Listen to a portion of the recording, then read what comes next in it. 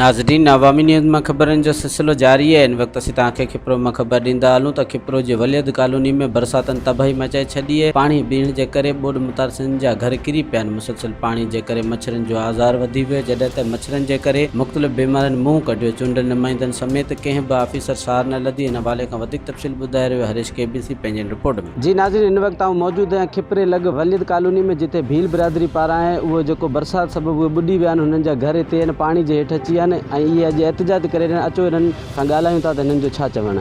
साईं, पानी निकिरियो कोन्हे अञा ताईं ऐं वोटां टाइम ख़लक सॼी आया थी, पीपल्स पार्टी वारा आया था, सभु माण्हू आया था हिते। हिन कूण बि कोन्हे, तव्हांजो हाल कहिड़ो आहे?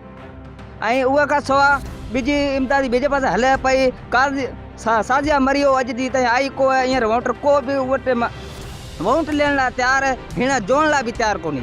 उहे टाइम ते असांजो ॿार थियो त हिन असां ॾिकरा बि कोन था थिए ऐं निको था ॾह निको था लह, न त हाल अहिवाल त पुछे त खपे, कयूं त रुगो पुछे तरी तव्हां हाल कहिड़ा आहे। इहे महिरबानी किथों कोन आहे, ॿुॾे वेठा आहियूं, घर बर सभु किरी पिया आहिनि, ॿाहिरि वेठा आहियूं। ॿार बुखिया मरे, केरु पुछे कोन त छा ॻाल्हि आहे छा ॻाल्हि आहे। वोट अचे त वोट ॾियो असांखे, वोट वठी वञे था, असां हीअं पुछे कोन था। ॾारा बरसात आई है, बाड़िया बिजा दुखिया जाम था थे, मच्छर बिजा जाम खाया था, धण मरे गयो। अन हिण पुछण बिजण अमदादी बिजी बे पई, असां न कोई पुछणी कोता है। असां घर केरा गया बचा ले, असीं रोड ते बैठा हूं। थे सके तो मेहरबानी करो, जे नहीं थे सके तो मन मेहरबानी के कूणे कोनी आयो। असां वटे तो कूणे को आयो ने, नको साजिया आई है, साजिया आई नको कोणे को आयो। मोटाड़ा बाबा जो भीटोड़ा है, ओ असां वट का शय को दिना दा है, नको आए था। हो नको आए था। हिते आयो हींअर कोई केर कोन आयो आहे साईं, हिते केर कोन आयो आहे।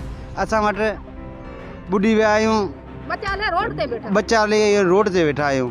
महिरबानी तव्हां साहिबनि जी, वोटनि जी टाइम में तव्हां बिल्कुलु खां वठी तयारु थी अचो था त असांखे वोट ॾियो, असांखे सुधारियो। अॼुकल्ह असां ॾे केरु निगाह कोन थो करे छा आहे छा न आहे, असां सां कहिड़ी हालत आहे, छाजे करे असां ॾोह कहिड़ो कयोसीं।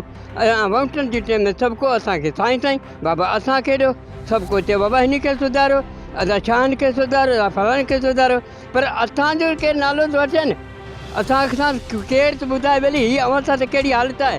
केरु अॼुकल्ह छाजो केरु कंहिंजो ई कोन्हे को। नाज़रीन,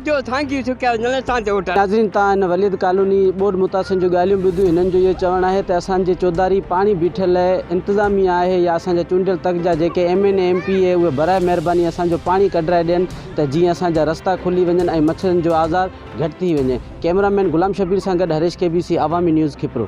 मज़ीद खबरों और तफसीलात के लिए विजिट करें हमारी वेबसाइट www.awamiNewsHD.com।